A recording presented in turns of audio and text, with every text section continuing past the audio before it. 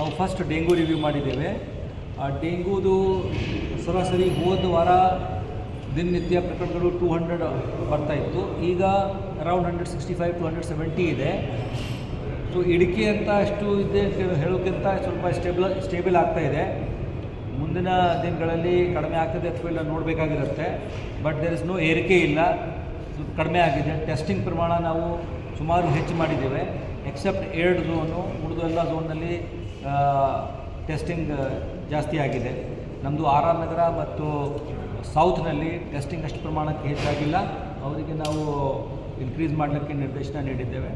ಹೀಗಾಗಿ ಅದನ್ನು ಡೆಂಗು ಈಗ ನಿಯಂತ್ರಣದಲ್ಲಿ ಇದೆ.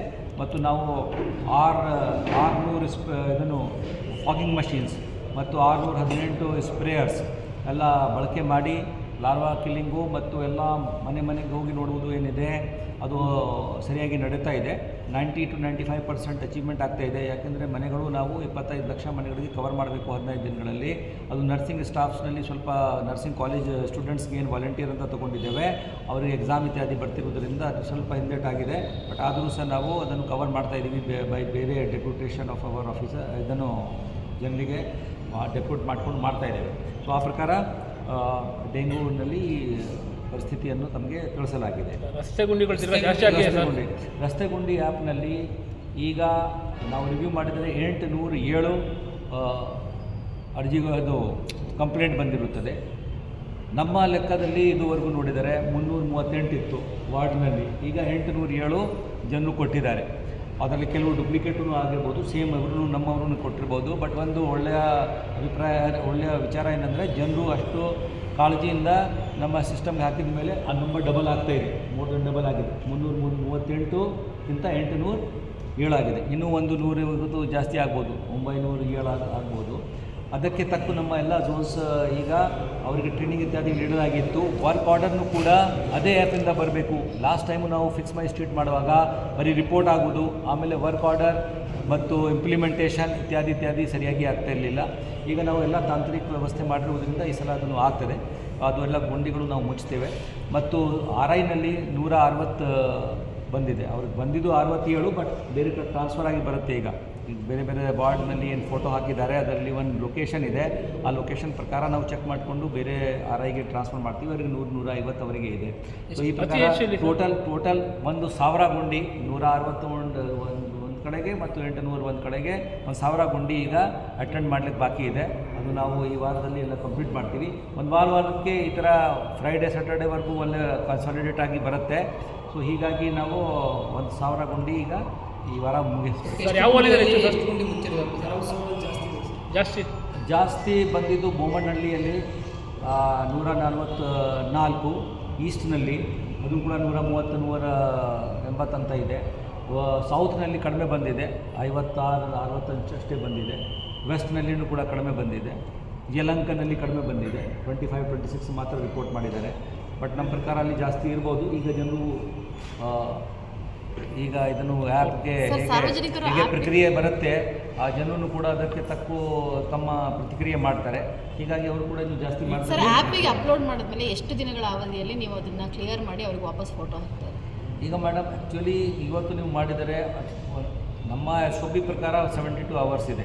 ಬಟ್ ನಮಗೆ ಬ್ಯಾಕ್ಲಾಗ್ಗೆ 1000 ಇದೆ. ಇದು ಎಲ್ಲ ಬ್ಯಾಕ್ಲಾಗ್ ಮುಗಿದ ಮೇಲೆ 3 ದಿವಸ ಬರುತ್ತೆ. ಈಗ ಅಟ್ಲೀಸ್ಟ್ ಒಂದು ವಾರ ಒಳಗಾಗಿ ಕಂಪ್ಲೀಟ್ ಆಗಬೇಕು. ಸರ್, ಈಗ ಆ್ಯಪ್ ಬಿಟ್ಟು ಒಟ್ಟು ಎಷ್ಟು ಗುಂಡಿ ಮುಗಿಸ್ತಾರೆ, ಎಷ್ಟು ಗುಂಡಿ ಬಾಕಿ ಇದೆ? ಹಾಂ, ಸೊ ನಾವು ಮುಚ್ಚಿದ್ದು ಲಾಸ್ಟ್ ವಾರ ಅರೌಂಡ್ 100-150 ಮಾತ್ರ ವಾರ್ಡ್ನಲ್ಲಿ ಮುಚ್ಚಿದ್ದೇವೆ, 338ಗೆ ಅಗೇನ್ಸ್ಟ್.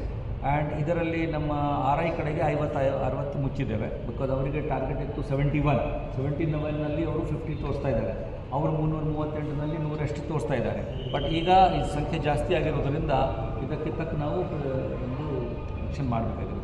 ಸರ್, ಈಗ PG ಹೊಸ ಗೈಡ್ಲೈನ್ಸ್ ಕೊಡ್ತಾ ಇದ್ದಾರಂತೆ, ಏನಿದೆ ಸರ್ ಯಾವುದಕ್ಕೆ? PG ಗೈಡ್ಲೈನ್ಸ್ ಅಂದರೆ ಈಗಾಗಲೇ PGಗೆ ನಮ್ಮ ರೆಸಿಡೆನ್ಷಿಯಲ್ ಏರಿಯಾದಲ್ಲಿ ನಾವು ಅಲೌ ಮಾಡಿದ್ದೇವೆ. ನಾವು ಭದ್ರತೆಗಾಗಿ ಹೋಟೆಲ್ನಲ್ಲಿ ಹೇಗೆ ಎಲ್ಲ ವಿವರಗಳು ನೋ ಯುವರ್ ಕಸ್ಟಮರ್ ನಾರ್ಮ್ ಹೇಗಿರುತ್ತೆ ಆ ಪ್ರಕಾರ ಎಲ್ಲ ಕಸ್ಟಮರ್ಸ್ದು ಅದು ಒಳಗಾಗಿ ಯಾರ್ಯಾರಿದ್ದಾರೆ ಪಿ ಜಿ ಅವರು ಟ್ರೇಡ್ ಇರಲೇಬೇಕು. ಅಲ್ಲಿ ಬರ್ತಕ್ಕಂಥ ಮಂದಿ ಹೊರಗೆ ಬರ್ತಕ್ಕಂಥ ಮಂದಿಗೆ ಕೂಡ ವ್ಯವಸ್ಥೆ ಮಾಡಬೇಕು, ಸೆಕ್ಯೂರಿಟಿ ಇಡಬೇಕು, ರಿಸೆಪ್ಷನಿಸ್ಟ್ ಇರಬೇಕು, ಅದೆಲ್ಲ ನಾವು ಗೈಡ್ಲೈನ್ಸ್ ಇಶ್ಯೂ ಮಾಡ್ತಾ ಇದ್ದೇವೆ. ನ್ಯಾಷನಲ್ ಬಿಲ್ಡಿಂಗ್ ಕೋಡ್ನಲ್ಲಿ ಒಂದು ರೂಮ್ ಸೈಜ್ಗೆ ಒಬ್ಬ ಮನುಷ್ಯನಿಗೆ ಎಷ್ಟು ಜಾಗ ಬೇಕು ಅಂತ ಇದೆ. ಬಟ್ ಆ ರೂಮ್ಗೆ ದೊಡ್ಡ ರೂಮ್ ಮಾಡಿದ್ದಾರೆ, ಸಣ್ಣ ರೂಮ್ ಮಾಡಿದ್ದಾರೆ ನೋಡಿಕೊಂಡು ನಾವು ಡಿವೈಡ್ ಮಾಡ್ಕೊಂಡು ನೋಡಬೇಕಾಗಿರುತ್ತೆ. ಹೀಗಾಗಿ ನಂಬರ್ಸ್ ಏನಿದೆ ಅದು ಫಿಕ್ಸ್ ಮಾಡಲಿಕ್ಕೆ ಆಗ್ತಾಯಿಲ್ಲ. ಬಟ್ ಆದರೂ ಸಹ ನ್ಯಾಷನಲ್ ಬಿಲ್ಡಿಂಗ್ ಕೋಡ್ ಪ್ರಕಾರ ಒಬ್ಬರಿಗೆ ಎಷ್ಟು ಜಾಗ ಕೊಡಬೇಕು ಅಂತ ಬರೀತೀವಿ, ಆಮೇಲೆ ಮುಂದೆ ನೋಡಲಿಕ್ಕೆ ಬರ್ತದೆ. ಈಗ ಬೆಂಗಳೂರಿನಲ್ಲಿ ಈ ಸುತ್ತಳತೆ 2-3 ಸೆಂಟಿಮೀಟರ್ ಸುತ್ತಳತೆ ಇರತಕ್ಕಂಥ ಮರಗಳನ್ನೆಲ್ಲವೂ ಕೂಡ ಕಟ್ ಮಾಡ್ತಾರೆ ಅನ್ನೋ ಪ್ರಸ್ತಾವನೆ ಹೋಗಿದೆ ಸರ್. ಇಲ್ಲ, ಈಗ ಸಾವಿರಾರು ಮರಗಳು ಕಟ್ ಮಾಡಬೇಕಾಗತ್ತೆ ಅಲ್ಲಿ. ಈ ಥರ ಯಾರು ಈ ಥರ ಪ್ರಸ್ತಾವನೆ ಕೊಡೋಲ್ಲ. Every tree is A life tree unless it is dead. ಗೊತ್ತಾಯ್ತಾ? ಎಲ್ಲ ಹಸಿರು ಇರ್ತಕ್ಕಂಥ ಎಲೆ ಬರ್ತಕ್ಕಂಥ ಟ್ರೀ ಎಲ್ಲ ಲೈಫ್ ಟ್ರೀನೇ. ಅದಕ್ಕೆ ಇಷ್ಟು ಗರ್ತ್ ಅಷ್ಟು ಗರ್ತನೂ ಹೇಳಲಿಕ್ಕೆ ಆಗಲ್ಲ. ನಾವು ಸೆನ್ಸಸ್ ಮಾಡುವಾಗ ಸ್ವಲ್ಪ ಗರ್ತ್ ಜಾಸ್ತಿ ಇರ್ತಕ್ಕಂಥ ಮರಗಳಿಗೆ ಮಾಡ್ತೀವಿ. ಯಾಕಂದರೆ ಅದು ನೋಡಲಿಕ್ಕೆ ಹೋದರೆ ಸಣ್ಣ ಸಣ್ಣ ಗಿಡ ಥರ ಬರ್ತಕ್ಕಂಥ ಈ ಮರ ಮೇಲ್ಗಡೆ ಹೋಗ್ತಾ ಇದೆ, ಈಗ ಬೆಳವಣಿಗೆ ಆಗ್ತಾ ಇದೆ, ಅದಕ್ಕೆ ಚೆಕ್ ಮಾಡಲಿಕ್ಕೆ ಹೋದರೆ ಸಾವಿರಾರು ಬರುತ್ತೆ. ಹೀಗಾಗಿ ನಾವು ನಮ್ಮ ಗೈಡ್ಲೈನ್ಸ್ನಲ್ಲಿ ಸರ್ವೆ ಮಾಡಬೇಕಾದ್ರೆ ಒಂದು ಗರ್ತ್ ಹೇಳಿದ್ದೀವಿ, ಎಷ್ಟು ಗರ್ತ್ಗಿಂತ ಜಾಸ್ತಿ ಇದ್ದರೆ ತೊಗೊಳ್ರಿ ಅಂತ. ಸೊ ದ್ಯಾಟ್ ಸೆನ್ಸಸ್ನಲ್ಲಿ ಇದು ಓಲ್ಡ್ ಟ್ರೀ ಅಂತ ಭದ್ರವಾಗಿ ಇರ್ತಕ್ಕಂಥ ಟ್ರೀ ಇದೆ ಅಂತ ಗೊತ್ತಾಗ್ತದೆ. ಯಾಕೆಂದರೆ ಈಗ ನಮ್ಮ ಮಾನ್ಯ ಉಪಮುಖ್ಯಮಂತ್ರಿಯವರು ಫ್ರೈಡೇಗೆ ಡೈರೆಕ್ಷನ್ ಕೊಟ್ಟಿದ್ದಾರೆ.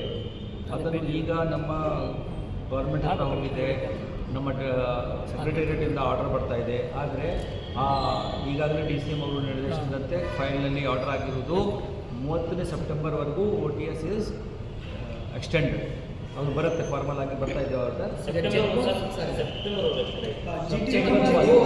ಬೌನ್ಸ್ ಆಗಿದೆ ಅಂತ ಇದ್ರು, ಮತ್ತೆ ಕ್ಲೋಸ್ ಮಾಡ್ತೀವಿ ಅಂತ ಅದೇನಾಗಲಿಲ್ಲ. ಗೊತ್ತಿಲ್ಲ, ಚೆಕ್ ಬೌನ್ಸ್ ಏನಾಗುತ್ತೆ.